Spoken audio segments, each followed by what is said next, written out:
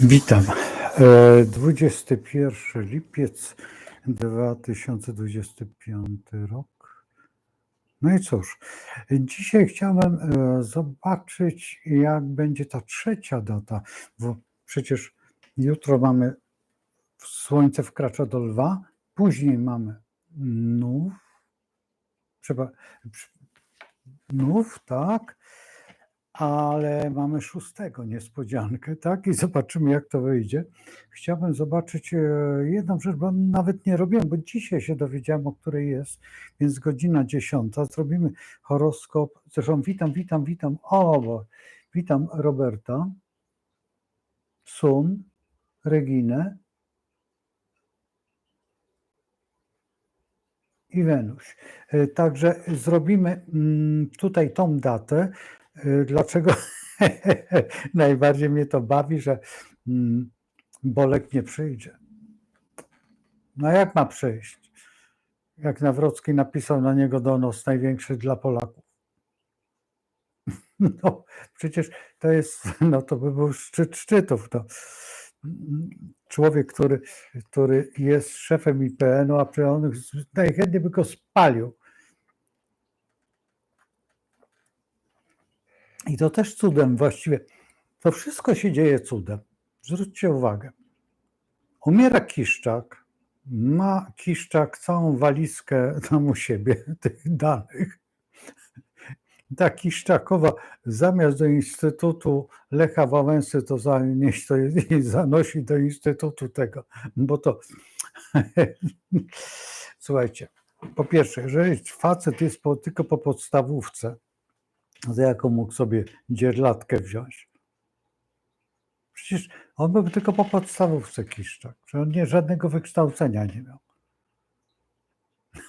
To poziom jego to był tak zwany poziom, wiecie, no co tu ukrywać, no z wesela. Miałeś złoty róg, tak? Został Inocisie. No i to taki poziom, no i taki poziom reprezentują, no i teraz tutaj właściwie te wszystkie, zobaczymy, kto przyjdzie. I poczekamy, naprawdę chciałbym, jak bardzo was proszę, te osoby, które są, żeby zapisały ten moment przysięgi i zarówno interesuje, właściwie to powinien być ten moment tak, przysięgam. To jest ten moment, ale wszystkie te fazy, jak możecie, to zanotujcie na stoperze, na zegarku. Jeżeli możecie, ja też będę notował, ale no może się coś stać. Ja będę już warował chyba od 9 rano, jak grzeczny piesek, ten pudelek taki z pomponikami. I sąsiedzi kupili jakiegoś teriera, a to ma 3 miesiące, wygląda jak mysz, taki, a jak gryzie tymi swoimi szpilkami. Oj. Poczekajcie, doleję. Bo ja ostatnio tej kawy nie piję ze względu na to moje zajście za daleko. I z kolei tutaj no nie za bardzo bym chciał. I teraz zrobimy to tego 6, ale na Polsce. Dobrze, bo mnie jest łatwiej na Polsce. Moglibyśmy zrobić sam kosmogram, może też zrobimy sam. Dobra, zrobimy, musimy zrobić, bo przecież nie, chociażbym mógł na tranzycie zrobić. Nie, zrobimy osobno. Dobrze, to zrobimy. Polskę tutaj sobie zaznaczymy i nowy to będzie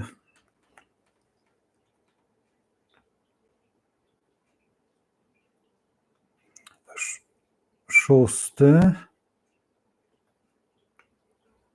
sierpień 2025, godzina 10 rano. I jeszcze w dodatku Warszawa.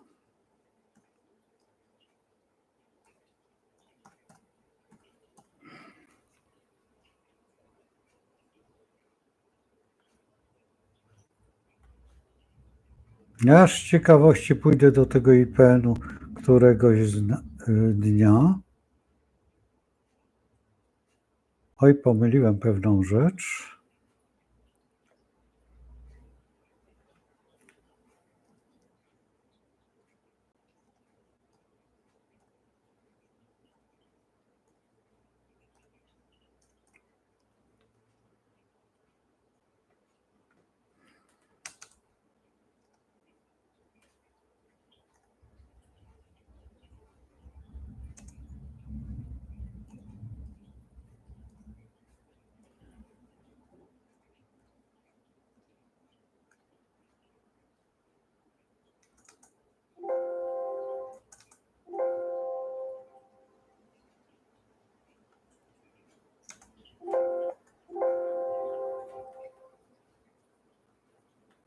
Nie wiem, o co tu chodzi, ale też wymodliłem, coś głupio zrobiłem, ale nieważne. Krążę tylko by wiedział.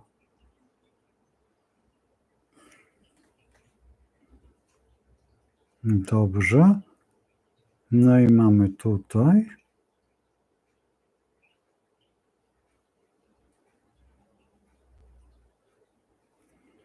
Dobrze. I teraz wam pokażę. Proszę. To jest godzina 10. Więc nie przyglądajmy się tej godzinie za bardzo, bo to nie jest ta godzina, kiedy powie, ale rozpoczęcia tej imprezy. W założeniu ona się może spóźnić, tam 10, 2 minuty, 3 minuty, ale blisko jest w 12 domu Mars, czyli nie ma agresji, bo gdyby był w pierwszym, to by była agresja, silna agresja, silny bunt. I zwróćcie uwagę, jest cudownie Wenus postawiona na osi, więc właściwie teraz by trzeba się zastanowić. Mamy osiowe właściwie, raz, dwa, czyli tak, idziemy. Księżyc jest osiowy, Saturn jest osiowy, Neptun jest osiowy i Wenus jest osiowa. Księżyc odchodzi, czyli on odpada. Nie będzie władcą, ponieważ nie wejdzie na oś. Neptun wejdzie na oś, Saturn wejdzie na oś. Wenus też nie wejdzie na oś. Czyli jest to kosmogram związany z Saturnem, Neptunem. Tylko jedna rzecz mnie niepokoi. Zobaczcie. Opozycja Marsa do Saturna. To jest gaz hamulec.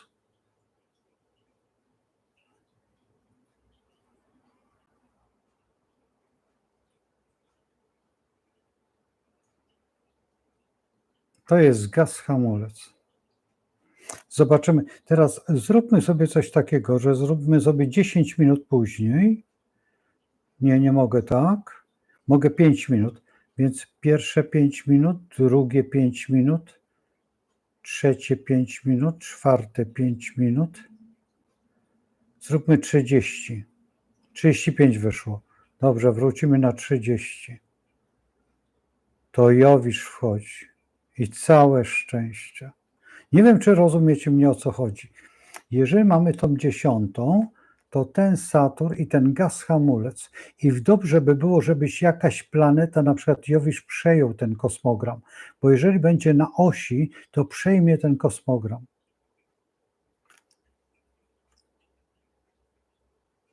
No nie, musimy poczekać do tego momentu, bo ten kosmogram nie jest dobry. Nie jest dobry, dlatego że ten Mars-Saturn daje to, że bezdecyzyjny. To są ludzie, którzy nie potrafią zrobić kroka do przodu. Trzeba ich nie tyle pchać, co oni. Teraz dużo zależy od intuicji. Faktem, że tam jest Wenus, ale to nie jest złe, ale w pewnym sensie jest to wredne.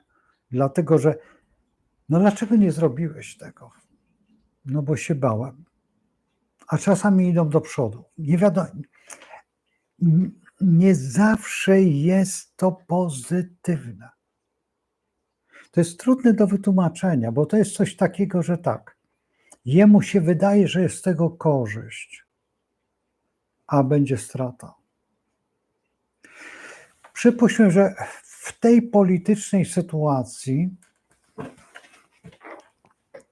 to mamy, ja dam przykład z Lecha Wałęsy. Mówił, że da wszystkim po 100 milionów, tak żeby to doszło do niego, bo może ktoś tam mu pokaże ten film. Damy po 100 milionów każdemu. Czy tam po milionie, nieważne, jakąś sumę. Ta suma, przypuśćmy, to było dobre mieszkanie. Jeden kupi mieszkanie, drugi kupi samochód, trzeci przepija, a czwarty sprzeda to w cholerę i żeby mu coś tam, albo jeszcze inny zainwestuje w firmę. Były zakłady. Zakład składał się z 6 osób. Przypuśćmy jakieś tam robienie uszczelek. Wiecie, wtryskarka i tam jeszcze coś, i to było państwowe. Każdy dałby po te 30, przypuśćmy 30 milionów, no przesadzam, no ale przypuśćmy, niech będzie ze 130, bo wtedy były inne pieniądze, nie pamiętam już, nie pamiętam tego przeliczenia, ale przypuśćmy. I kupiliśmy w tą całą piątką ten zakład. Jesteśmy wszyscy właścicielami i mamy z czego żyć i pracujemy. Przypuśćmy, że byśmy wzięli, przypuśćmy, są pracownicy jakiegoś basenu. Kupują ten basen za 1 000 000 złotych. Składają się tam po 20 ich było pracowników, łącznie z masażystami, potem tam z jakimiś trenerami, jakimiś tymi. Kupili sobie wszyscy, wyznaczyli sobie szefa, czy tam każdy będzie szefem i każdy będzie tam to zrobił. Ten bileter będzie i będzie zbierane pieniądze, przecież wszystkie są tam numerowane, wszystko w porządku i przyjeżdża Saks. Kombinuje, jak to zrobić, że to trzeba wszystko sprzedać. No i zaczyna sprzedawać przeważnie konkurencji, tak? Więc konkurencja cicho kupuje, wyznacza za siebie Balcerowicza. Balcerowicz kompletnie rozwala wszystko. Niby ratuje gospodarkę, oczywiście, ale to nie jest ratowanie gospodarki i potem następnie to wszystko załatwia Kuroń. I Wałęsa po prostu oszalał. Nie wiedział w ogóle, co robić. I z człowieka, który, przypuśćmy w założeniu, byłby nawet porządnym człowiekiem, no ale w założeniu, tak, ta piosenkarka, która właśnie, nie piosenkarka, tylko aktorka kabaretowa, która odeszła, ona miała taki świetny uśmiech, no to więc bardzo mnie jej będzie brakować, to nawet sobie nie to, że była mnie bliska, tylko chyba była najlepszą kobietą w kabarecie. Jeszcze kilka jest takich dziewczyn, które były, ale ona była wyjątkowo potrafiła to zrobić, a miała świetną dykcję, miała świetną taką charyzmę sceny komediowej. Nie wiem, jak ona się sprawowała na innych scenach, ale tutaj no, Pan Bóg ją powołał. Szkoda, że takich artystów nam brakuje, bo była odważna. Trzeba przyznać, że była bardzo odważna. No, ale zostawmy, przejdźmy do tematu. I tutaj mamy... A co tutaj się pokazało? Paskudztwo jakieś. A nie, wszystko w porządku. Ja potem przeczytam, zobaczymy, co tam. I teraz mamy tutaj w tym gaz hamulec. No właśnie nie wiemy, co zrobić. I teraz to co Wałęsa zrobił, poszedł. I to poszło na marne. To poszło na marne. Wszystkie nasze pieniądze. Następnie została ta reprywatyzacja zrobiona. Kto się wyposażył? Wyposażyło się przede wszystkim pewna grupa, która wiedziała, w jaki to sposób zrobić. te papiery wartościowe zaczęły jakoś dziwnie pracować. To wszystko było jakoś dziwnie ustawione i ograbiono. I dzisiaj, no co tu ukrywać, ale pewne służby, tak, które budują jakby ten system, z którymi walczy no, ten system, no i właśnie pan Wałęsa dał się w to wkopać. Zamiast się przyznać do tego i powiedzieć, jak było w rzeczywistości, to on opowiadał głupoty, ale w tej chwili, pamiętacie, jak on nie chciał podać Kwaśniewskiemu rękę, a dzisiaj się kumplują jak ten, a jestem ciekaw, czy nie jeździł do Władysławowa. Ja kiedyś opowiem o Władysławowie. Dokładnie o tak zwanym miejscu sportu i rekreacji. No,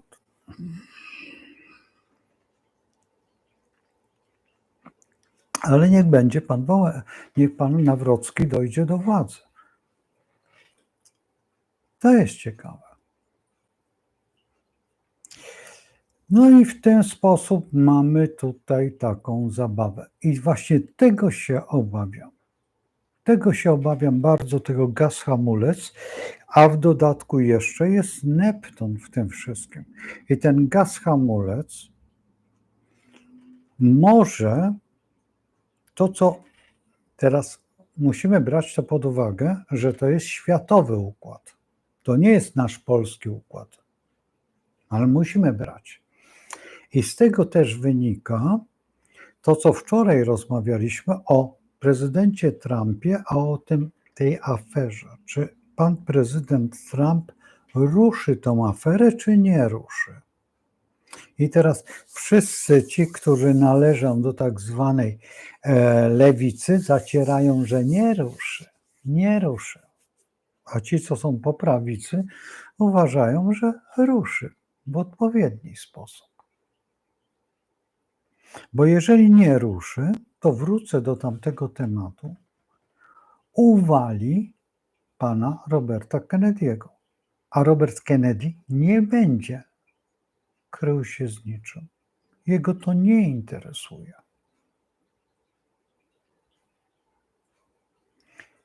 Takim Robertem Kennedym w Polsce jest pan Nawrocki. A właściwie nie sam pan Nawrocki, co jego kolega z IPN. I tutaj chodzi o to.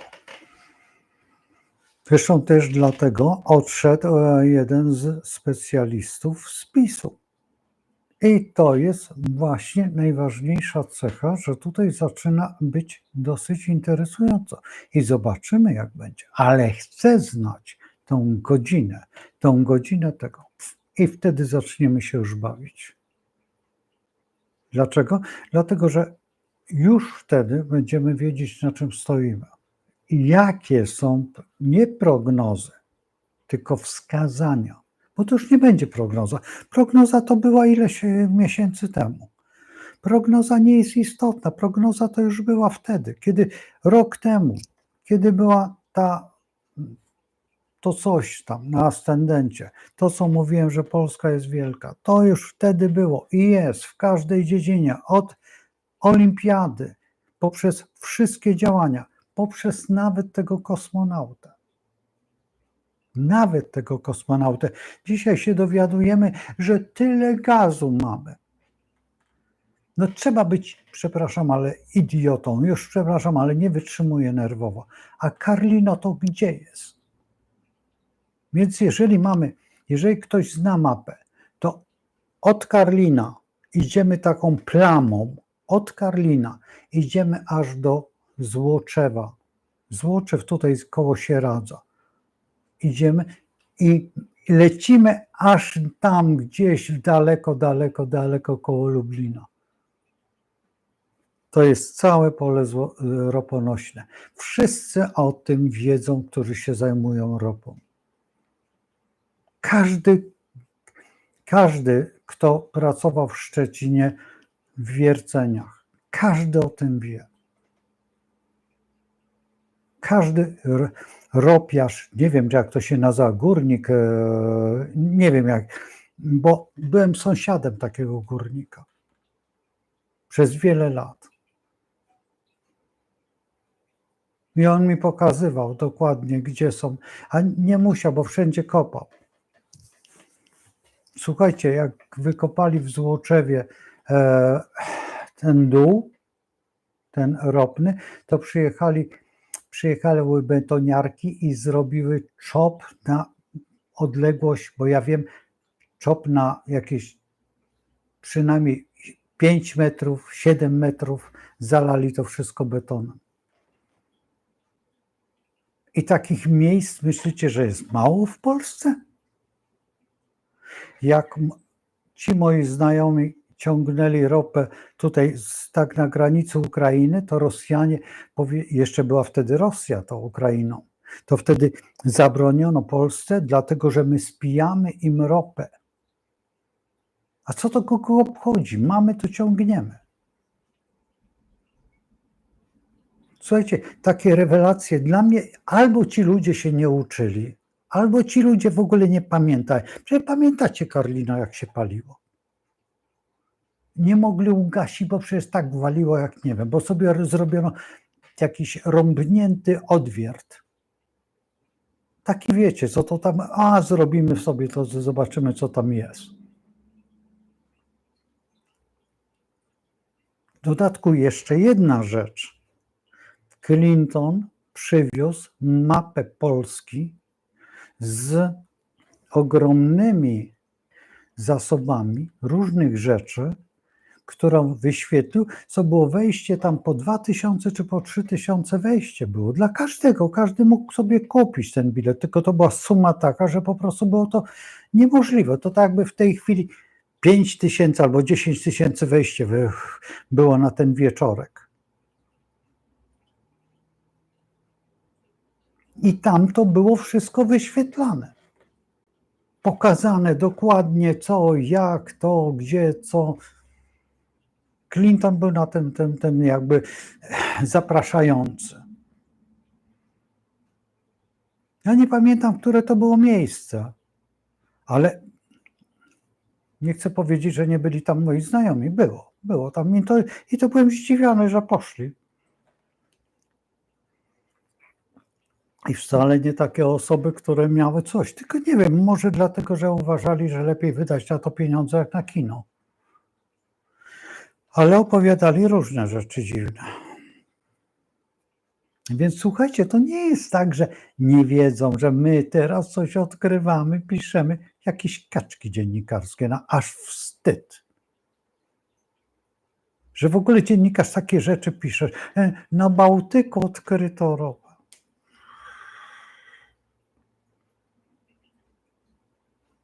A w Karlinie to co? Wyspa, tak? A wokół Karlina to co?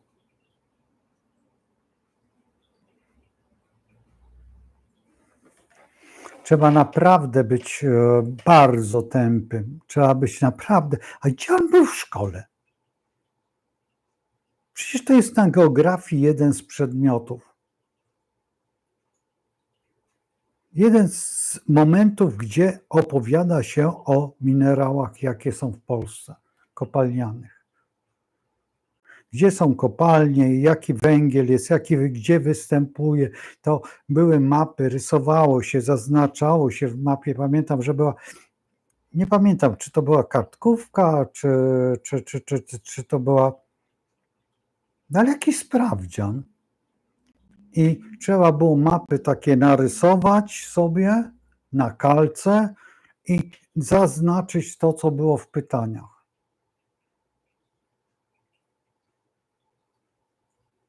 Jakie mamy, gdzie są rzeki, jak wyglądają te rzeki, rysowaliśmy, jak wygląda Wisła, jak wygląda, trzeba było poprowadzić kreskę na czystej mapie Polski, trzeba było zaznaczyć, jak płynie Wisła, jakie są dopływy Wisły, jakie są dopływy Odry. Przecież to wszystkiego się uczyliśmy. A oni gdzie się czego uczyli? Ci dziennikarze, mądrzy. I teraz się dziwicie, że człowiek się denerwuje, bo Przecież jesteśmy teraz w raku. Rak to jest przede wszystkim państwo nasze, tak? To jesteśmy my. To jest to, co stanowimy tą jedną wielką rodzinę, te korzenie. I nagle wyskakują z taką ropą. No proszę. Albo ten mówi, że on nie wejdzie na to spotkanie. Nie, on nie pójdzie, bo on nie uznaje tego. Właśnie powinien pójść. I teraz powinien się wyspowiadać. Bo co, on spokojnie odejdzie? Czy on sobie zdaje sprawę, że on w Warszawie nawet nie ma w tym pałacu czegokolwiek o nim? Czy on wie, czy on był w tym pałacu? Że tam zupełnie jego nie ma? Nawet śladu o nim nie ma? Czyli możecie iść na wycieczkę, możecie pójść tam. Tam jest pokój i zupełnie kto inny zrobił. Zupełnie kto inny jest tam postawiony, jest kto zmienił Polskę i to. O Lechu Wałęsie nie ma nic. Nie ma nawet krzty. Za 20 lat w ogóle nie będzie wiadomo, kto to jest. Jak nas zabraknie, absolutnie nie będzie tego nazwiska.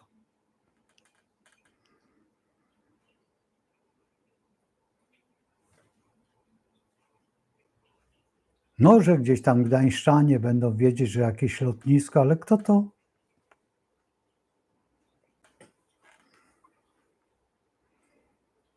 A więc powinien się zastanowić. I powinien wykorzystać chwilę. Powinien mocno wykorzystać chwilę. Nawet umówić się z panem Nawrockim, jak to zrobić, żeby wytłumaczyć każdy papierek.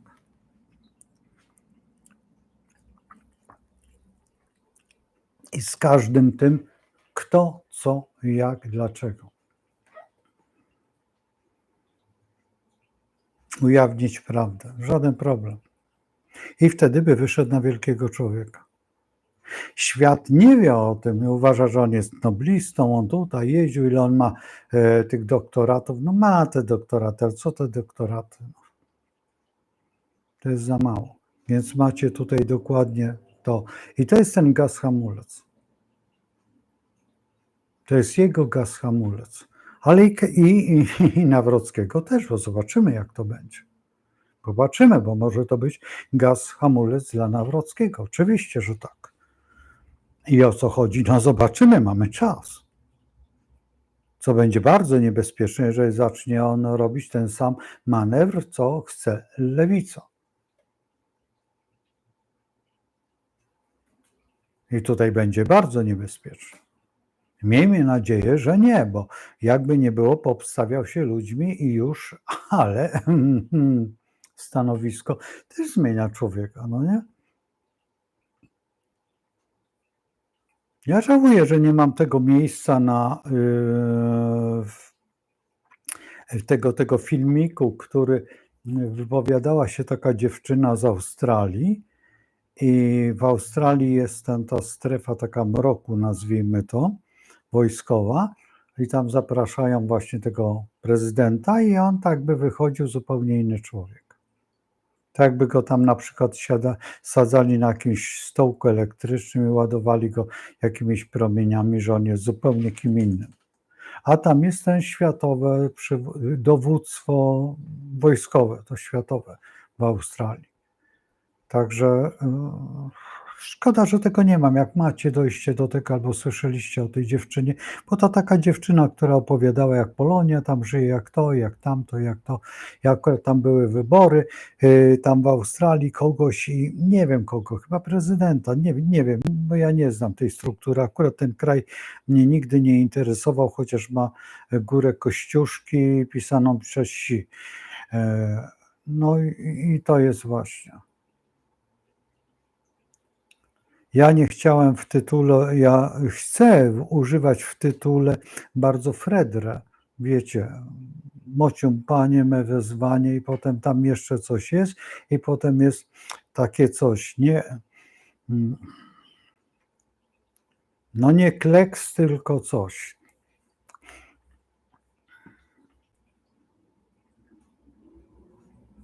No więc ja nażywam to tuż.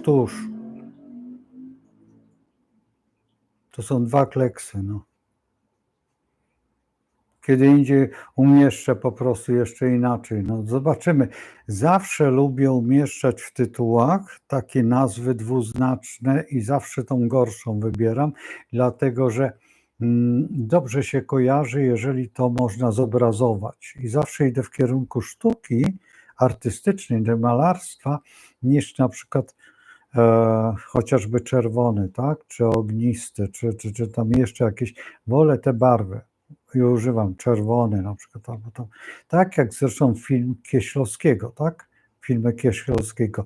To też, co tu ukrywać, ale to są, kolor nadaje pewien już z góry system.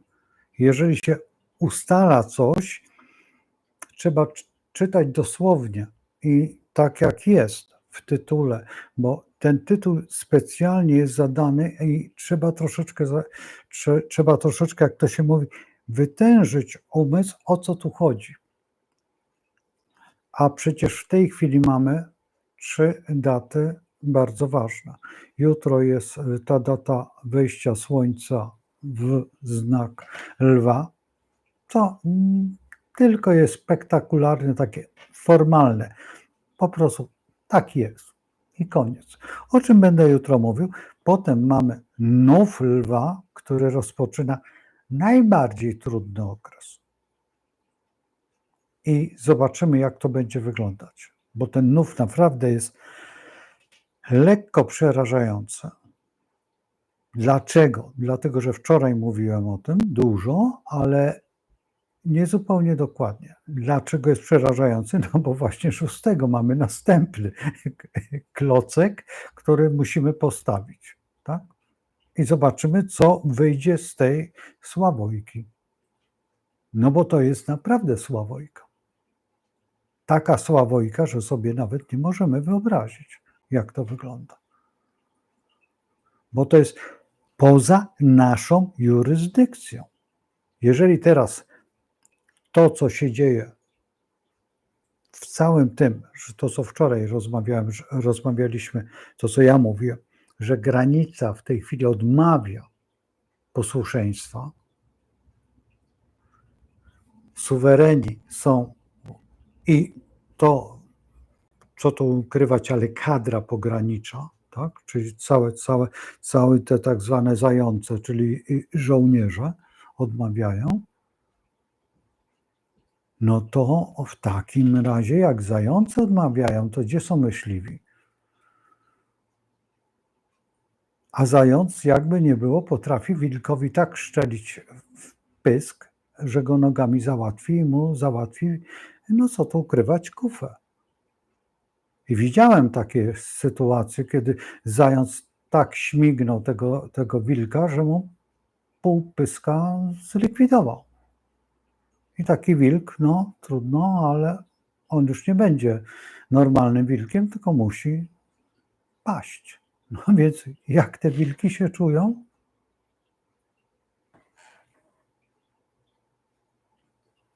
Coś tutaj nie tak. I ktoś tutaj po prostu pomyślał sobie, że może sobie na raka się rzucić. W raku może się rzucić, tak. Tylko będzie ofiarą lwa. Lew będzie ofiarą. No i jest ofiarą lew. Współczesny lew jest ofiarą. Cała ta góra, która chce pretendować, ma wielki kłopot. Zobaczymy, na ile to będzie kłopot. I zobaczymy jak. Dopiero będą. I to już nie będzie 1 tusz, tylko 1, 2, 3 tusze. 3 akwarelki wsadzone do wody i zobaczymy, co z tego wyciągniemy. Jaki zapis. Jest taka forma, którą bardzo lubię, guma. To jest technika akwareli, właściwie akwareli fotografii. Bo robi się taką żel, którą się naświetla i ona wtedy, jak się naświetla, ona się zatrzymuje, resztę się zmywa i maluje się akwarelą czy jakąś tam farbą. Najlepiej akwarelą, bo jest najpiękniejsza. I potem następnie znowuż się żeluje i maluje się, znowuż się naświetla i znowuż chwyta. Więc każdym kolorem można po kolei robić. Nigdy nie ma, jeżeli się pracuje na jakiejś tam kartce papieru, czy na materiale, na różnych materiałach można. Czy na blasze nie widziałem nigdy na blasze, ale na materiałach widziałem, na kartkach papieru czerpanego widziałem, na takich papierach wodoodpornych też widziałem to robione te właśnie formy zdjęć to są. To jeszcze jest starsza technika od sepi. Jak wiecie, co to jest sepia, te stare zdjęcia, które macie takie, no sepi, no tak się nawet kolor jest taki, sepia. No to wtedy właśnie to tak wygląda, tylko że wtedy się robi w kolorze. I przepiękne to jest. No więc tutaj naprawdę trzeba przyjrzeć się, bo ten Neptun z tym Saturnem daje taki czas iluzji, taki czas, ale także czas niepewnej historii. Tutaj pytał się wczoraj kolega, czy ja aspektów nie omawiam. No właśnie te aspekty, które są ważne, omawiam, ale te, które są tutaj, ja nigdy nie robię tak, że robię aspekt taki i taki i taki, w zależności od sytuacji. Przeczytam, co wy tam napisaliście.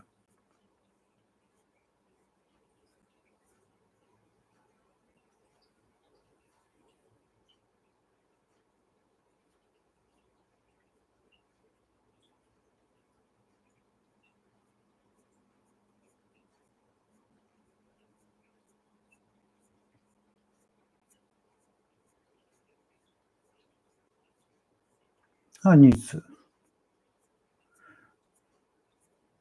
WD, dlaczego napisałeś cudownie?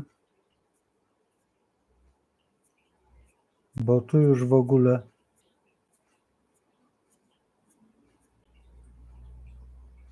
WO czy WO4? Masz słoneczko i cudownie. Także mi bardzo miło, ale nie za bardzo wiem, o co chodzi z tym cudownie.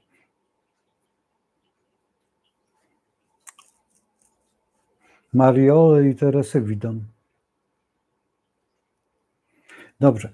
I teraz jedziemy dalej. Mamy tutaj, jeżeli przyjrzymy się teraz temu kosmogramowi, jeszcze mamy tą Wenus. Tylko pamiętajcie, to jest ciągle 10 godzina. To wszystko się może zmienić. Zobaczymy, jak to jest rozpoczęcie. To rozpoczęcie jest bardzo burzliwe. Dlatego, że w 12 sektorze Mars nie jest bojowym. Nie jest bojowym, tylko jest takim pokojowym, takim wyciszonym. W dodatku on jest jeszcze w Pannie i w Dładzie Lwa. Sporo tego Lwa jest w gruncie rzeczy, bo mamy tak, Marsa w Pannie, w Dładzie Lwa. I teraz tak, tutaj Słońce mamy w Lwie i co najciekawsze w Koziorożcu, no więc najważniejszym miejscu, jakie może być dla uzyskania tak zwanego statutu. Więc tutaj Koziorożec, jeżeli to ktoś wybierał, to naprawdę wybierał bardzo mądry astrolog. Jeżeli to nie astrolog, to gratuluję intuicji. Chociaż wczoraj miałem horoskop kogoś już po programie, miałem jakieś działanie i też byłem zaskoczony, bo też to artystyczne działanie było, będzie. I zapytałem się tej osoby, znaczy nie tej osoby, bo no ktoś, i czy to, mówię, robił astrolog? Czy ta osoba się zna na astrologii? Bo faktycznie zrobiła to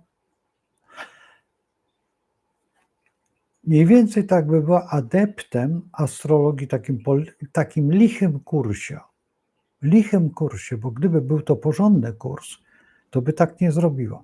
Ale ponieważ lichy kurs skończyła, to wyznaczyła taką datę. To dokładnie ma być premiera jutro o godzinie 16. Rozumiecie, o co chodzi? Usłyszała od kogoś, że jest nów i w nowiu warto to otworzyć w Lwie, ale to nie jest to data. No nie będę mówił, że dobrze czy źle, nie zależy mi na tym. Nie jestem w tym, to jest ta osoba. Czy tej no nie ja prowadzę tą osobę, nie ja odpowiadam za karierę tej osoby. No ale cóż, co mnie do tego? Potem powiedzą, że się wtrącam albo coś. Faktycznie lew jest bardzo ważny w tym wszystkim i ten nów jest bardzo ważny, ale to nie jest akurat ta data. W Lwie się właściwie jest taki moment, że można otworzyć, ale Lwa trzeba się piekielnie bać. Lew jest najtrudniejszym znakiem, jakim może być w zodiaku. To wczoraj mówiłem, dzisiaj powtarzam. Jeżeli ktokolwiek uważa, że w Lwie mu się uda, musi być naprawdę osobą bardzo zdeterminowaną. Naprawdę i mającą ogromną wiedzę. Ogromną wiedzę. Więc jeżeli patrzymy tutaj na pana Nawrockiego, który przejmuje, który według mnie jest idealną osobą do tego, tak. I jeszcze w dodatku w koziorożcu. Tak. Całkowicie się zgadzam z tym. I tak jak mówię, tutaj genialnie jest to ustawione. Genialnie, no bo koziorożec to władza. Proste. W tym całym Lwie, akurat w koziorożcu, w tych dładach.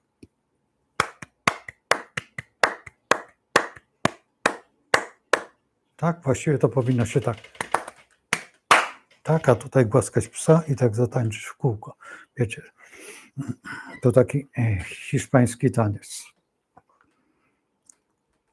Świetnie wyglądają dziewczyny, jak mają czerwono-czarną spódnicę. Sukienkę, tak, sukienkę. Czy spódnicę? Nie. Ja się na tym nie znam. Dla mnie to все равно.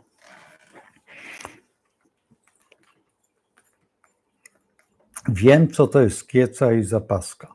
A tak to absolutnie nie wiem. Bez żartów. Ale wiecie, o co chodzi.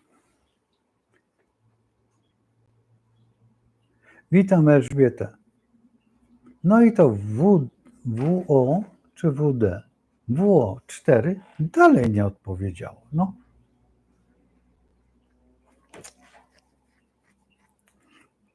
Dobrze, także macie rację, że nie dajecie łapek, bo po co ma to mają wszyscy wiedzieć o tym.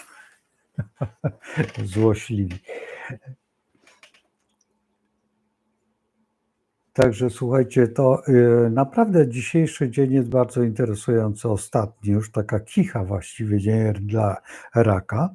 W ogóle wszystkim rakom, które mają teraz urodziny, znaczy te ostatnie raki, to są smutne raki, dlatego że one czasami lekko chorują. Chorują i tak jak mówiłem tam już kiedyś, na te górne drogi oddechowe to jest najbardziej niebezpieczne. No i na kończynę. Przeważnie dłonie, tutaj stawy, te wszystkie tutaj dotyki, paraliże, nie paraliże jakieś te. No trzeba nauczyć się. No jest ta sól gorzka albo Epson, jak to woli. I od czasu do czasu stopy pomoczyć i kończyny i wykąpać się w tym. To jest doskonała rzecz, bo to jest jedyny sposób na jakiekolwiek działanie dla raka. No rak musi jednak, tak. A te raki no muszą bardzo dbać o siebie, a te lwy, które teraz się narodzą, to dopiero są dranie. No i dobrze, jak wam się urodzi taki wnuk, to przynajmniej wiecie, że macie króla w chałupie. I musicie się nauczyć być giermkiem. Także ciocie, babcie, rodzice, kochani, no macie skarb w rodzinie typu lew, który się urodzi jutro. będzie wami tak rządził, że od małego już będzie rządził. Najpierw będzie rządził tymi kupami w nieodpowiednim momencie, a potem normalnie jak ryknie, to wszystkim zwiędną uszy i już. I w porządku. Także tutaj mamy. Jeżeli teraz przyglądamy się tutaj temu zaprzysiężeniu, to zwróćcie uwagę, że w pierwszym domu jest waga, czyli negocjacje, w drugim domu jest skorpion, ale ten skorpion też jest bardzo interesujący.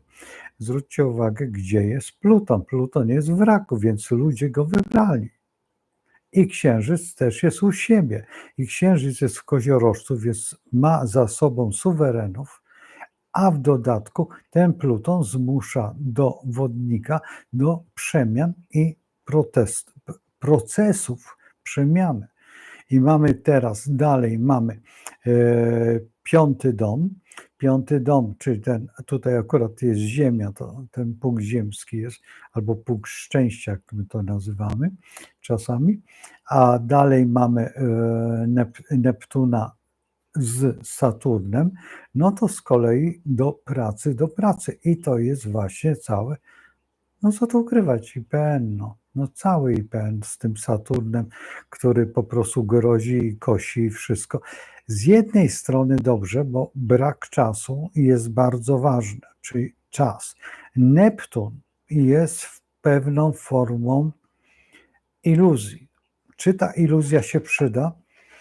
Ja nie pamiętam, jak powstała Gdynia, jak powstało to Zagłębie Śląskie, jak powstały te wszystkie inne tutaj zagłębia przed wojną, te, które naród pracował nadmiernie.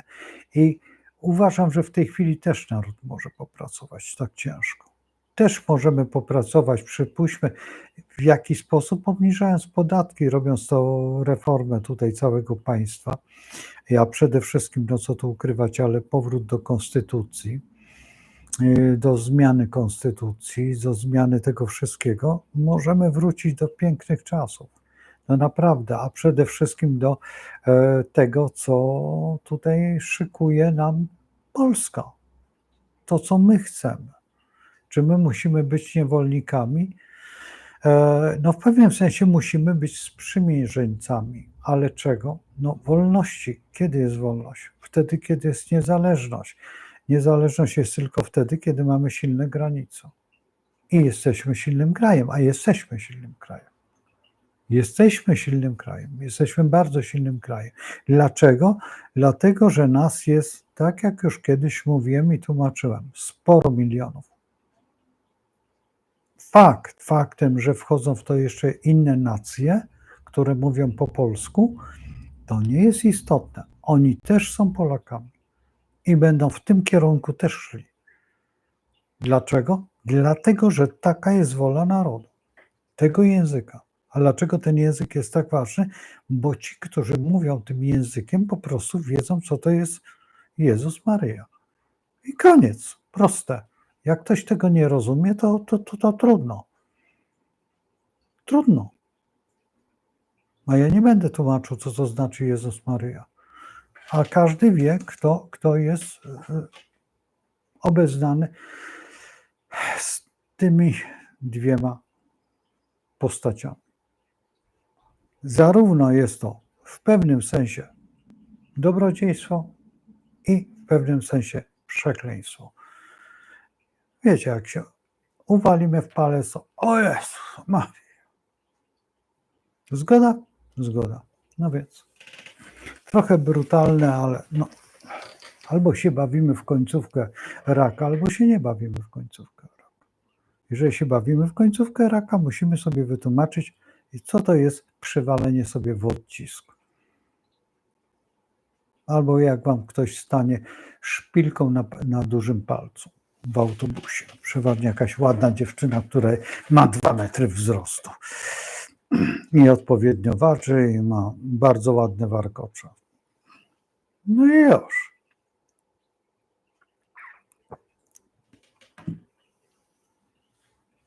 Jest wysoką, zgrabną blondynką.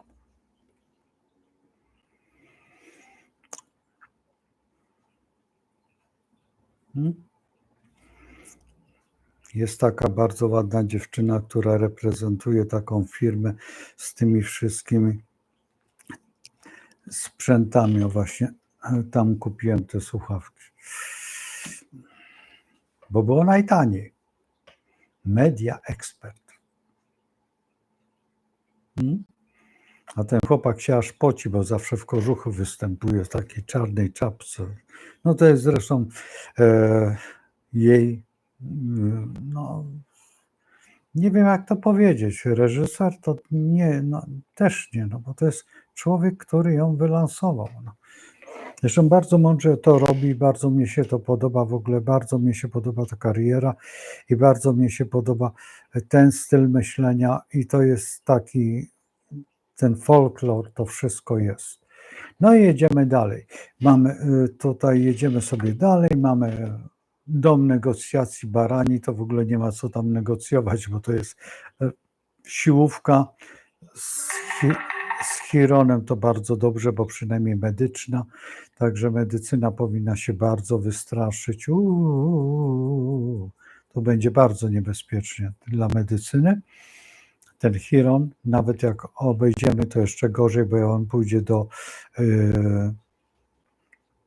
przejdzie do domu 8, czyli do Skorpiona, no to już w ogóle będzie zabawa, dlatego że Wenus jest w sekstylu i na samej górze to tutaj no, suweren swoje zrobi. I potem mamy 9 dom, gdzie jest Uran, gdzie no, co tu ukrywać, ale nie chciałbym się znaleźć jako nauczyciel historii. Bałbym się. Bardzo bym się bał. A czego bym się bał? Bo bym się musiał nauczyć historii od nowa.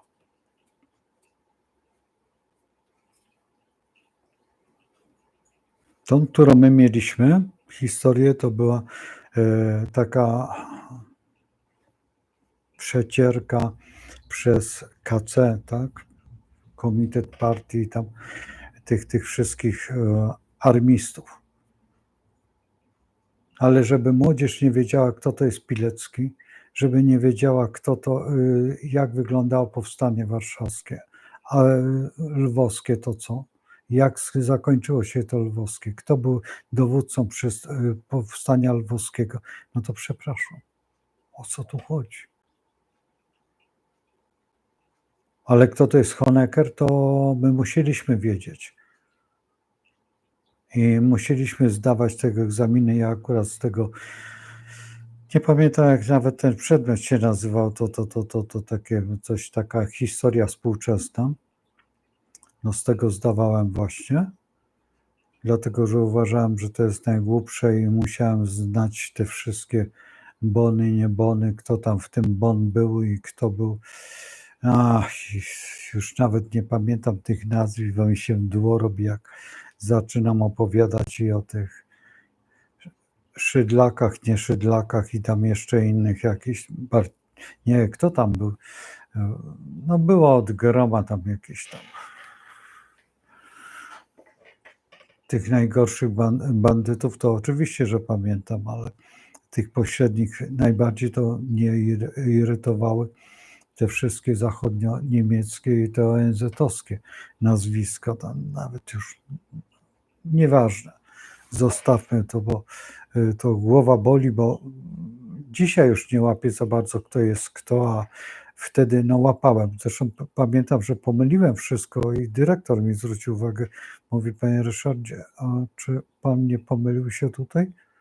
Bo dobrze pan mówi, tylko ja mówię, przepraszam, mówię trema. A mój, no właśnie. No i ale zgoda, postawił mi tą 4. No.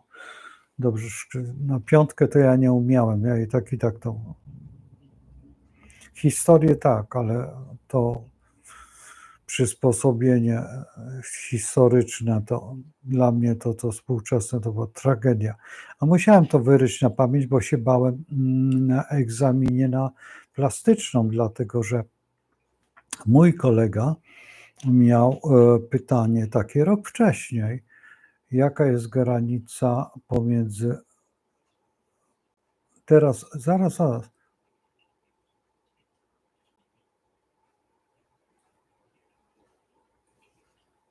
Tylko jak się ten nurt nazywał? Ale przypuśćmy, surrealizmem a realizmem. No i on tak usiadł i mówi na Bugu. Słuchajcie, ten komitet, który siedział tych profesorów, którzy przyjmowali tych na Wyższą Szkołę Sztuk Plastycznych, 4 to tak parsło śmiechem, łącznie z pierwszym sekretarzem partii, no i go przyjęli. Przyjęli go. Bo się zapytali, gdzie leży granica pomiędzy tym a tym nurtem. Ja powiedział na Bugu. No i taka jest rzeczywistość, bo ten sowiecki realizm tych pomników takich, no Dunikowski u nas w Polsce jako rzeźbiarz, potem było tam kilka takich malarzy usłużnych. Potem przecież te portrety tych marszałków rosyjskich, takich, co to siedzieli, Żukowa i tych innych, takie mordy twarde, czerwone, takie i te pełno tego złota i to był taki specyficzny styl. Ja wiem, że dzisiaj młodzież nie potrafi, ja nawet takiego portretu mówię, czy ja bym umiał taki portret namalować? Takiego buraka bym nie umiał namalować. Naprawdę nie. To trzeba było być specyficznym takim. Zresztą to wszędzie, bo w kinematografii, no Los Człowieka Szołochowa, ten jest ten film, gdzie on tam, to mnie zakąsza, tak, i wypija tą szklankę. To jest przepiękny film, to jest fantastycznie, ale kinematografia jest zupełnie inna od sztuki tej radzieckiej. Zresztą, słuchajcie, warszawiacy, macie dokładnie trasę WZ taką. Czy jak tam, i jak oblecicie dookoła Pałac Kultury, to też te potwory, które stoją takie, te baby takie, jak w życiu byście nie chcieli takiej baby zobaczyć. To już 4 śpiących na Pradze było ładniejsze. Ja bardzo żałuję, że tego pomnika nie ma. To tak piękny pomnik. Nie rozumiem, dlaczego go rozebrano. Tych 4 śpiących było naprawdę wspaniałym pomnikiem. Nie wolno było tego rozebrać. To był wielki błąd. Dlatego, że tych 4 śpiących by wyznaczało i to był taki pomnik, oni spali. Spali, naprawdę spali. To Polacy uśpieni takimi polskimi czerwonymi makami spod Monte Cassino. Naprawdę niepotrzebnie tak. Zlikwidowano tą ulicę Czerwonych Kosynierów w Gdyni, to tutaj też to samo. Niepotrzebnie. Trzeba było to zostawić i postawić co innego. Przecież obok jest cerkiew. Niedaleko jest cerkiew. Nie. Niektóre błędy są niewybaczalne. Powinniśmy, ci historycy, którzy cokolwiek takiego robią, powinni pojechać do Wiednia i zobaczyć, jak jest w Wiedniu. W Wiedniu wszystko pozostawiono. Dlatego ku przestrodze dla historii, żeby nie powróciło to nigdy w życiu. To jest pewien moment. To, że Nawrocki czy tam kto inny zlikwidował te pomniki radzieckie, te cmentarne, to się zgadzam. To się zgadzam, ale niektóre nie powinno się niektórych dotykać. Chociaż uważam, że mogiły Rosjan, którzy faktycznie tam są, no powinny zostać. Dlatego, że no zginęli, to są tylko ludzie. No i czy oni wiedzieli, za co giną? Nie wiedzieli. A w dodatku, gdyby się sprzeciwili, dostaliby kulę w łeb. To taka jest prawda. Taka jest prawda.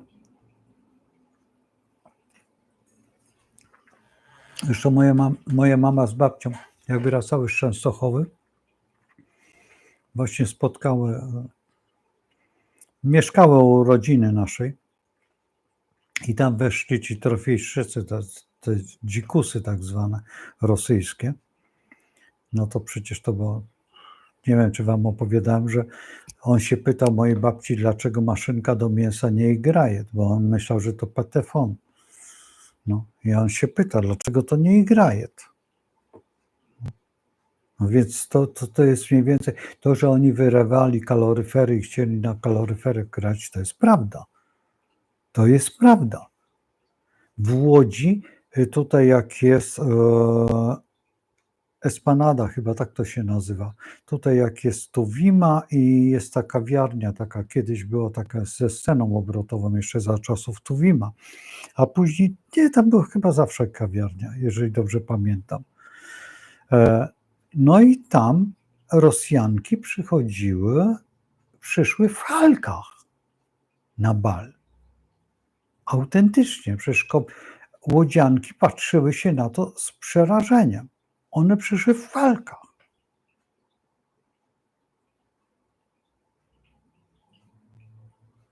Po prostu taka była ich kultura. I ta kultura, przykro mi, ale pozostała do tej pory. Przecież to jest zgroza. A gdzie? To wyjdźcie na ulicę. Zobaczcie.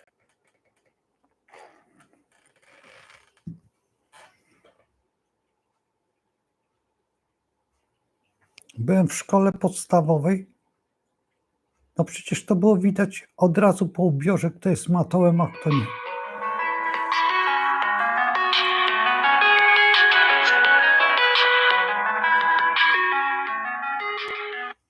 Hasieńko ma program. Dobra, no na razie, pa. Przepraszam, ale musiałem odebrać. No i w ten sposób, słuchajcie, no co tu ukrywać? No, musimy się przyzwyczaić do tego i to jest właśnie to. Dzisiaj usłyszałem bardzo mądre zdanie. Nie wiem, kto to był. Oglądałem przez przypadek te rolki i na tych rolkach, że mamy w Polsce dwa poziomy. Ci, którzy brali w powstaniu warszawskim i ci, którzy przyszli do Warszawy. I mamy w jednym narodzie dwa narody. I to jest prawda. Możemy pociągnąć i właśnie nareszcie ten naród, który walczył o tą Polskę w tym powstaniu warszawskim, zobaczymy, czy wygrał z panem Nawrockim. Bo powiem wam, że tak szczerze mówiąc, mam trochę dosyć. Jako dziecko powstania. Moja matka przeżyła powstanie. I naprawdę czuję to powstanie. Na każdym kroku. Kiedy chodziłem z mamą, mi pokazywała, gdzie co było. I widziałem te rozstrzelane mury. I do dzisiaj one są w Warszawie. I powinny zostać tak, jak są te rozstrzelane domy, i powinni ci Niemcy wycieczki i tam prosto z dworca za włosy i tam, jak jest łysy, to go za kark, nieważne, jakieś kajdany albo cokolwiek, i powinien stanąć tam i popatrzeć, jakiego dziadek strzelał do tego domu.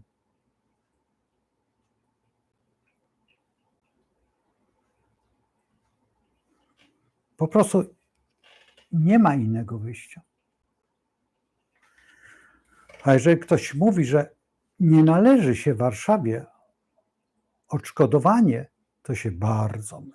To, że odbudowaliśmy, bo było SFOS. Jeszcze ja pamiętam, ja płaciłem na SFOS. Jeszcze ja płaciłem w szkole, zbieraliśmy pieniądze na SFOS. I każdy, kto pracował, oddawał, nie pamiętam ile to było, ale to było sporo.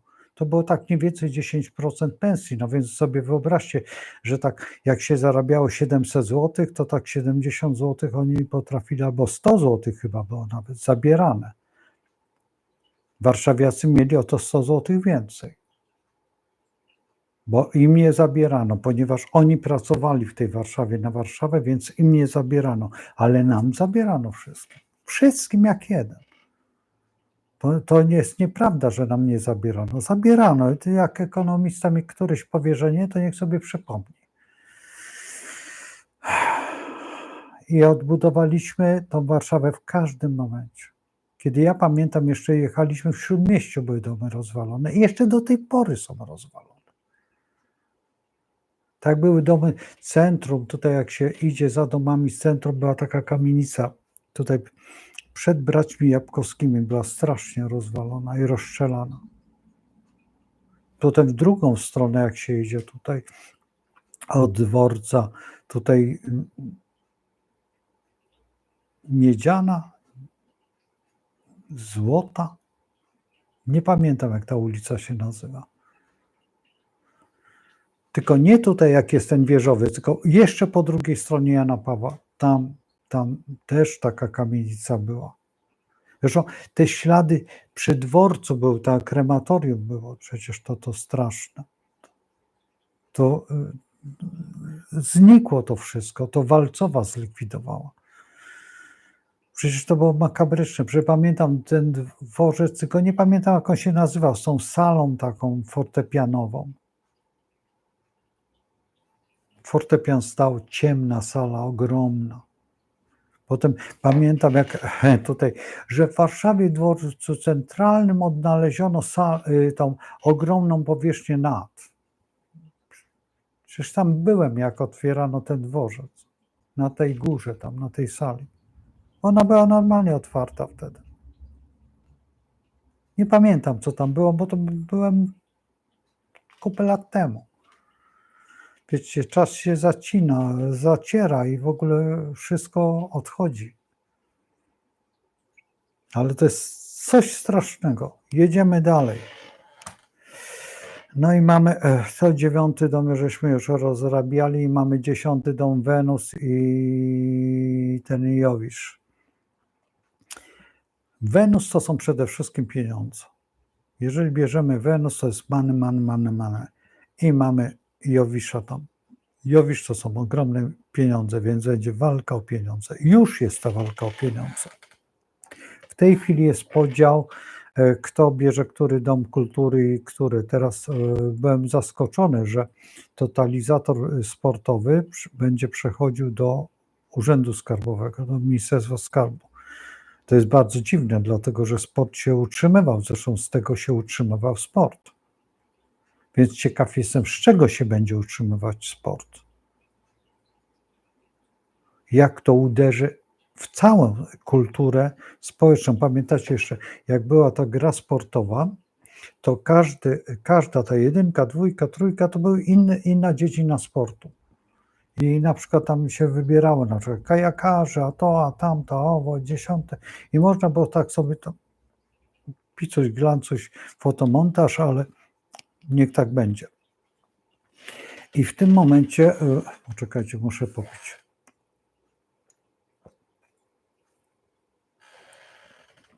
Dzisiaj jakoś dziwnie gorąco. Nie wiem, przynajmniej mnie. I słuchajcie, na tej zasadzie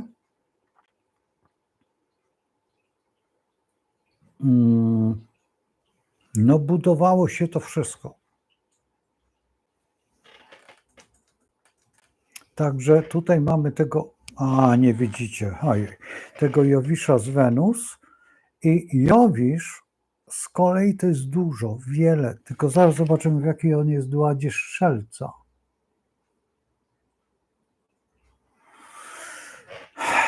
No, Strzelec to jest wiedza, to jest 9 dom, on jest w Byku. Znaczy w stosunku do bliźniąt, tak, do 9 domu. Jeżeli 9 dom jest baranem, to wtedy 10 dom jest bykiem, tak, proste. Musicie się pewnych zwrotów nauczyć, dlatego że wtedy będziecie, kiedy rozmawiacie z innymi astrologami, to wtedy jak wy rozmawiacie, nie mówcie tylko im tego, tylko możecie brać pod uwagę i wtedy możecie powiedzieć, to w takim razie on jest bardziej materialny, ten Jowisz. Tak, w stosunku, jeżeli on jest w 10 domu, to on się staje bardziej byczy, on jest bardziej, a w raku z kolei on się nie za dobrze czuje, Jowisz w raku, dlatego że on jest jakby w kwinkunsie. bo ten kwinkus, dlatego że on tutaj stąd jest w kwinkusie, więc może on się czuć, tak jeżeli patrzymy tutaj z tej strony, tak by był panną, bo z tej strony to on by był skorpionem. No ale tutaj ma Pluton, kurde. No więc tutaj, dobre to jest, tutaj ma Plutona, faktycznie, ciekaw jestem. Zaraz zobaczymy. Nie, Jowisz w ogóle nie jest aspektowany, a Pluton, ale zobaczcie ile aspektów. Ale kicha do roboty. Ale mnóstwo. Ale zobaczcie, Jowisz nie jest aspektowany Plutonem. No ciekawe to jest. Dlaczego nie? Tutaj jest 2, a no tak, to nie będzie. Gdyby był 1, to by był aspektowany.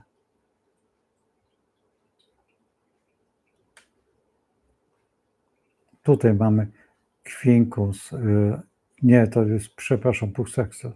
Tu mamy kwinkus pomiędzy Księżycem a Merkurym. Zaraz zobaczymy.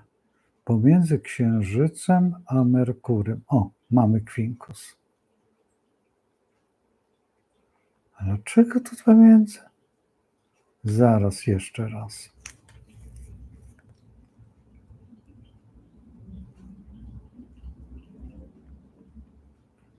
Wenus. Wenus z Plutonem ma. No i dobrze. No i możemy się pobawić w kółko graniaste. Wenus ma z Plutonem, no to po cholerę Jowisz. Dobra, w porządku. A Jowisz z Wenus?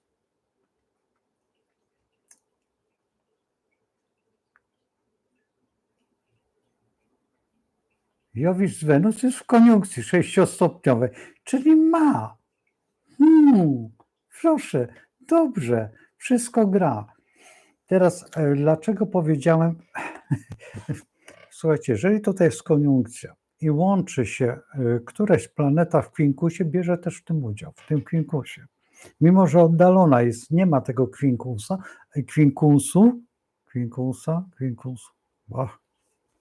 chusteczka z tym. Więc bierze udział.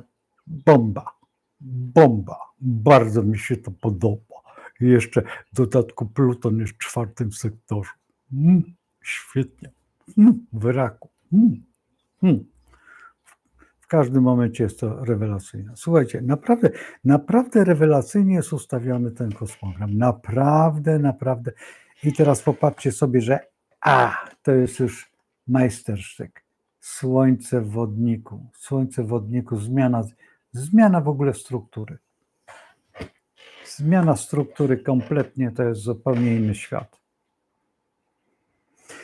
Jak do mnie mówiły osoby, zresztą mam tutaj mam i trzymam to i zrobię taki film już, jak pan Nawrocki wyjdzie i tak sobie zobaczymy, bo nie w tym momencie, kiedy pan Nawrocki wygra, tylko jak będzie w trakcie tego, jeżeli to, co mówię, bo jest ten gaz hamulec. Nadal tłumaczę, że ten gaz hamulec może zatrzymać pewne rzeczy, ale jeżeli nie zatrzyma tych pewnych rzeczy, no to zobaczymy, to troszeczkę się pobawimy w prawdę. I pobawimy się tak zwaną historię, co się mówiło o panu Nawrockim przed. A wtedy już, przepraszam, ale już wtedy trzeba będzie pójść na całość. A już najbardziej tym sąsiadom, którzy robili Sopot. Bo to o mnie też, bo ja też jeździłem do Sopot. Ja w non-stopie się wychowałem. Nie mówię, że byłem tam, ale tam mój kuzyn był. Grał w tym non-stopie. Dariusz. Darek grał w non-stopie i to bez przerwy. I znajdę tą kronikę filmową i wam tu puszczę. Żeby nie wiem co, żeby mi zmonetyzowano, to puszczę ten fragment. Znajdę, bo chyba mam. W tej swojej płytotece, jeżeli się nie mylę. Zresztą sporo zrobimy z tamtej płytoteki, pokażę wam te lata, które były najgroźniejsze. I te dziewczynki, które właśnie powiedziały, że one nie będą brały w tym udziału, bo tam któryś z dziennikarzy chciał pobiec i powiedzieć, a proszę Pani, może Pani przypomni sobie jako dziewczynka z salonu, tam, z hotelowy tak zwanej, czy prostytutki. Bez przesady, one też mają mieć swój honor i naprawdę prawdziwy honor.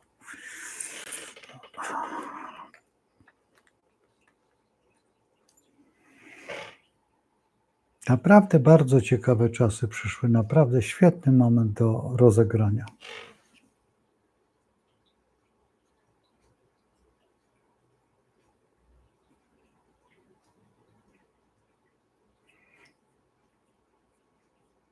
Dobry wieczór.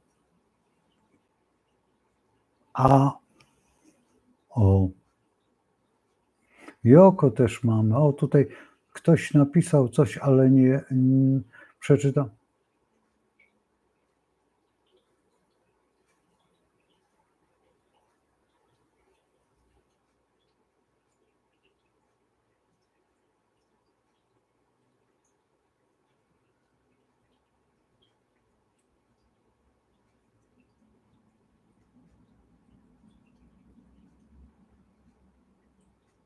Zaraz tam Branowie.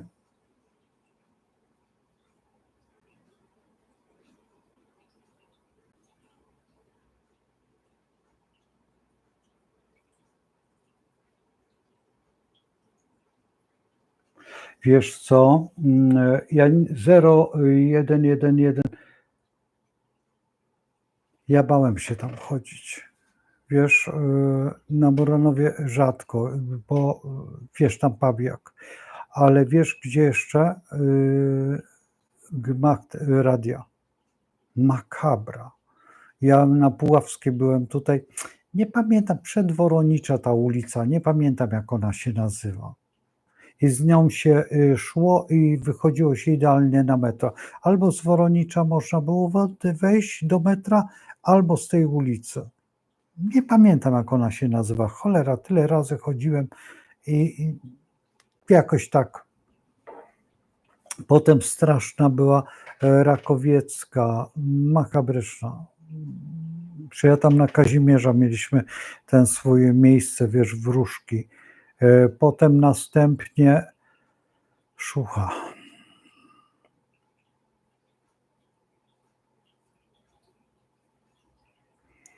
A w dodatku, wiesz,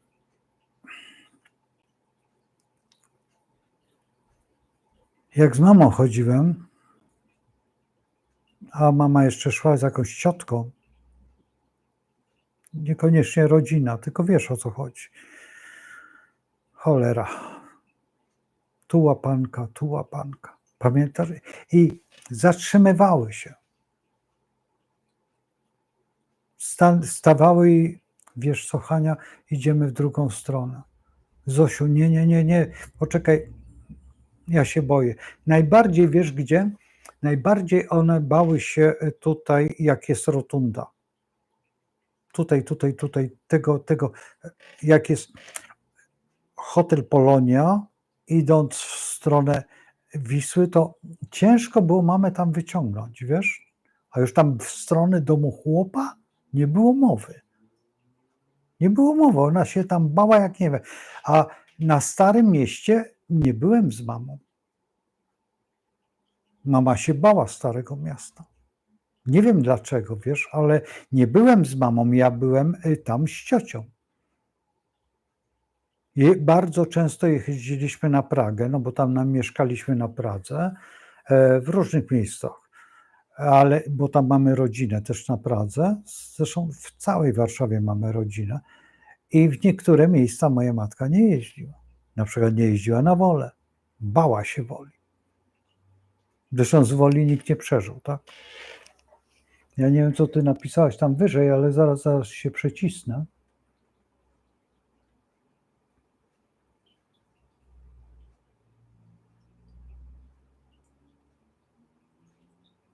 A, to Robert napisał.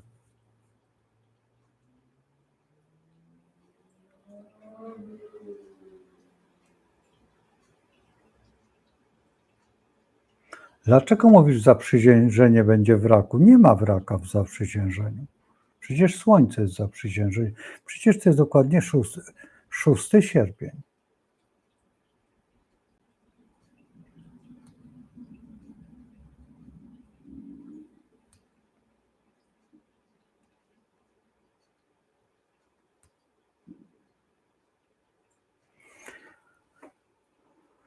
No księżyc jest w Koziorożcu, no to przecież bardzo dobrze, naprzeciwko Jowisza, no więc o co ci chodzi? Ale przecież to suweren jest, 4. dom jest idealnie.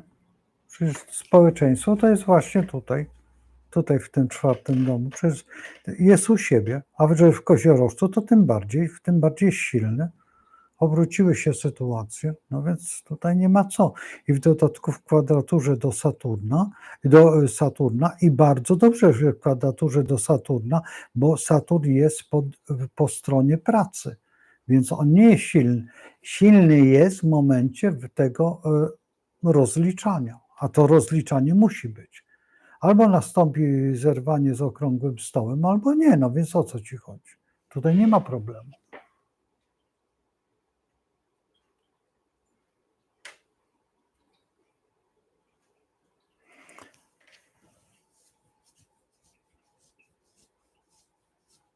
W dodatku prezydent jest rybą i tutaj ma Saturna i Neptuna, no więc, a nie jest on w rybie. W rybie właściwie nic nie ma. Po drugiej stronie jest Mars. Dobrze, w porządku. Ja uważam, że nie potrzeba się obawiać. Zresztą ja od początku nie mam żadnych obiekcji co do nawet wyboru.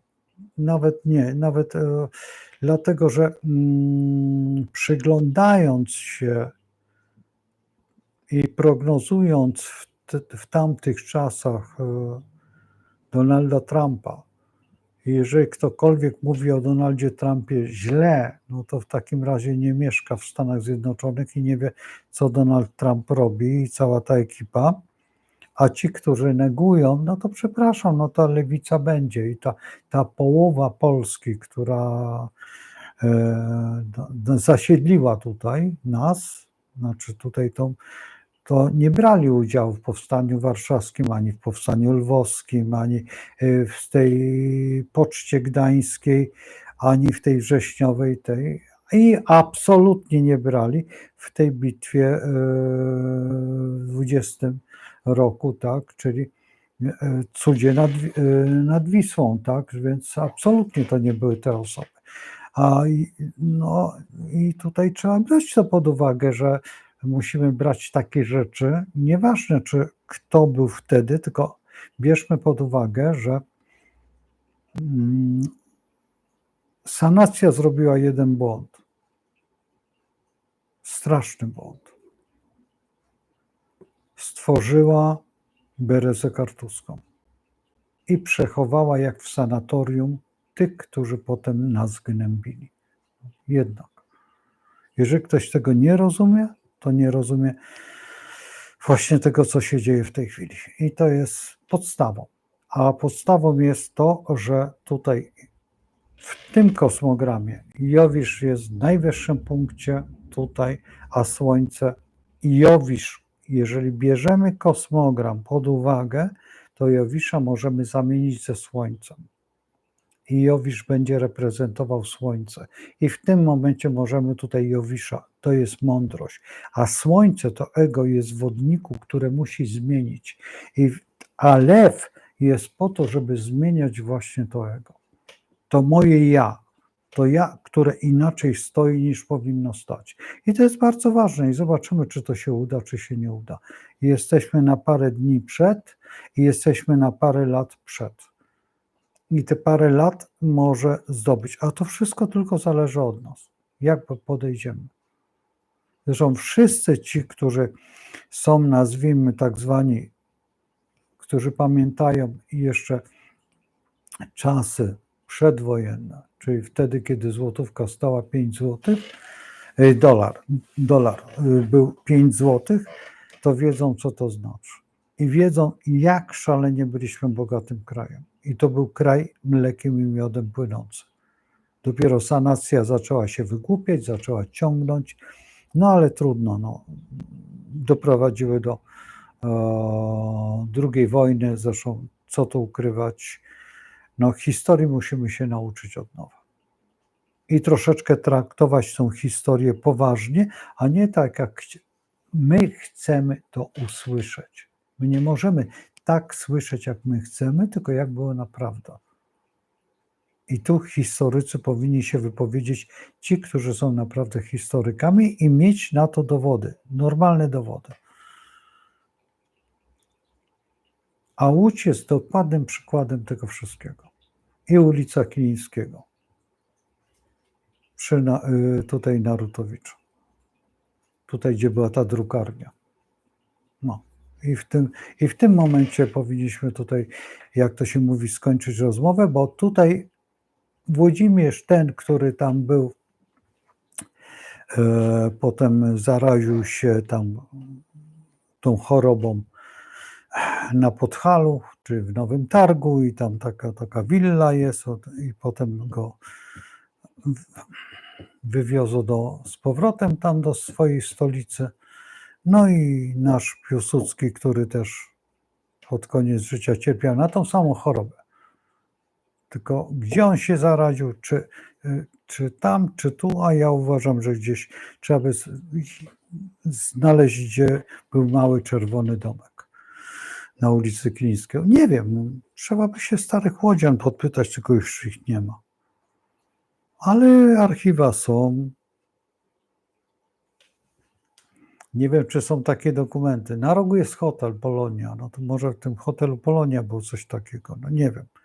Pewnie chodzili do tej samej dziewuchy. No, jak ktoś oglądał Ziemię Obiecaną, to jest taka scena, no nie?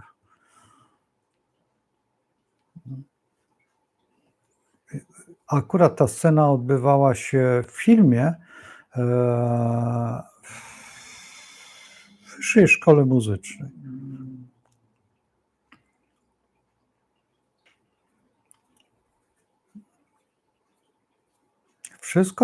Wszystko, no co tu ukrywać, było nieskomplikowane, przekazane filmowo. Tak jak chciał pierwszy sekretarz KC, Włodzimierz Ilicz Lenin. On w kinematografię najwięcej włożył i on zawsze tutaj pieniądze stawiał. No i my też żeśmy tak zrobili i żeśmy też tutaj w tych filmach przez przypadek wybraliśmy dobre sceny do dobrych tych, bo niektórzy mieli jakby charyzmę pokazania tak, a nie tak. I czasami ja nie jestem pewien, czy ci twórcy wiedzieli, co robią czasami, a czasami też czas pokazywał. No. Czasami się udawało, a czasami po prostu serce bolało. I w Czterech Pancernych jest to pokazane, i w Popiół i Diament jest to pokazane, i w Ziemi Obiecanej przez przypadek jest to pokazane, i w Weselu też ten fragment jest pokazany.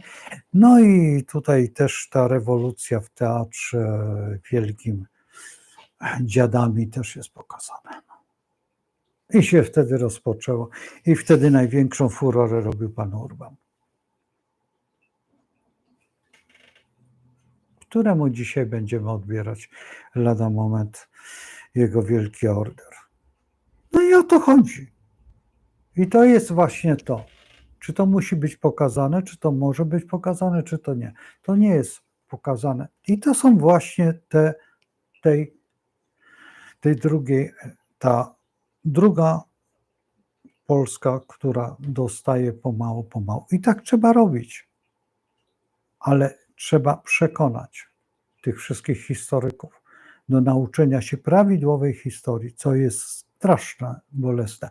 Dla mnie też osobiście, bo to jest uczenie się w moim wieku historii, kiedy ja znam tą historię, ale wyrywkowo przez rodziców, to jeszcze jest za mało. Ja znam tylko 10% tej historii.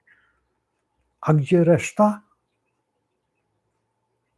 I tam, gdzie sięgam po te następne, nie wiem, czy to jest prawda, czy kłamstwo.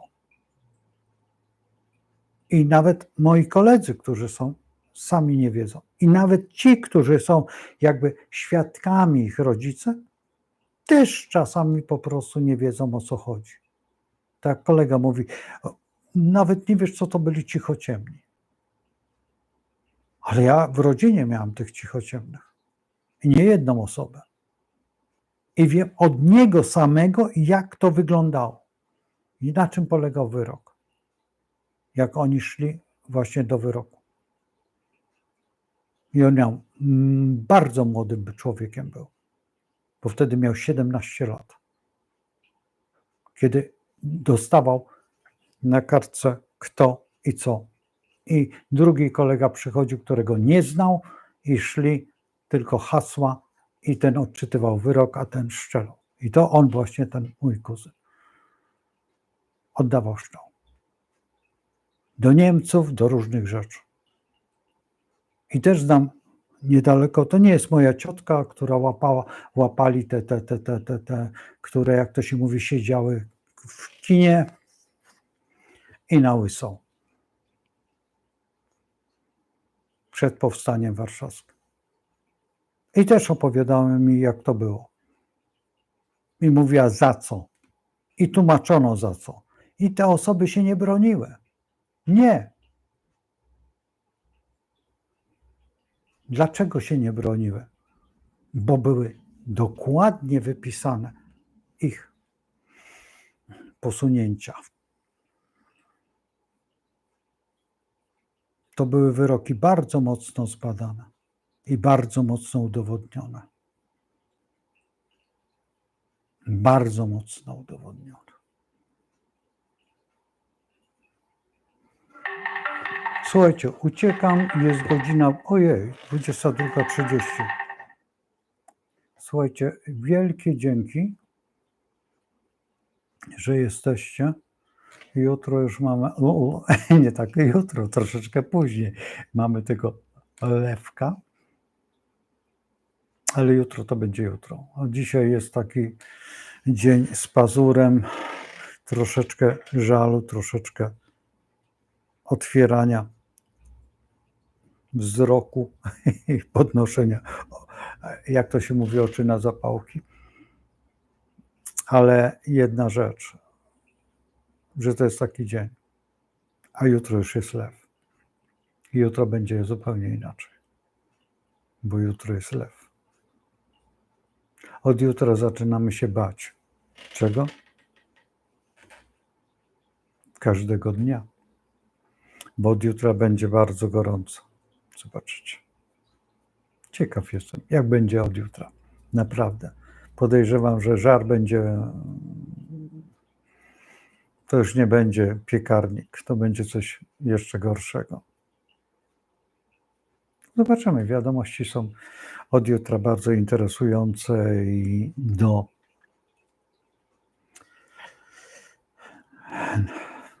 Nowiu będzie bardzo interesujące. Naprawdę. Już dzisiaj było interesujące, co dopiero z tą ropą.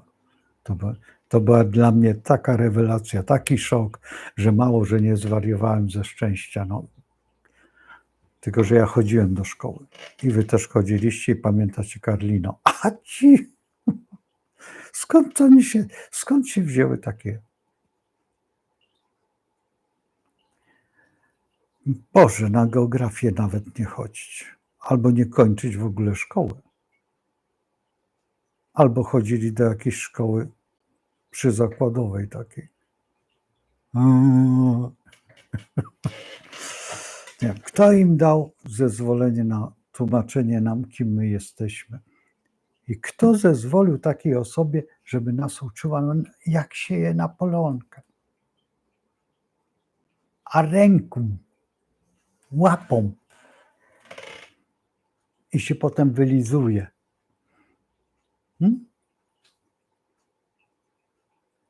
Tak jak kurczaka.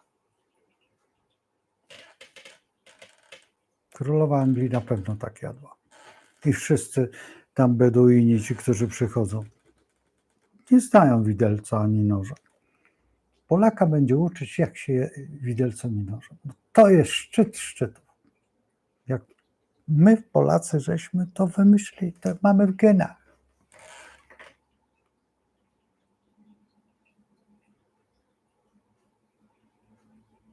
Dziecko, które się rodzi, dostaje widelczyk i nożyk i łyżeczkę srebrną na urodziny. Wstyd, wstyd, wstyd. Trzymajcie się z Bogiem. Makabra. To jest po prostu horror. Dobranoc. Trzymajcie się, nie dajcie się. Jutro lew. Pa, pa, pa, pa. Z Bogiem.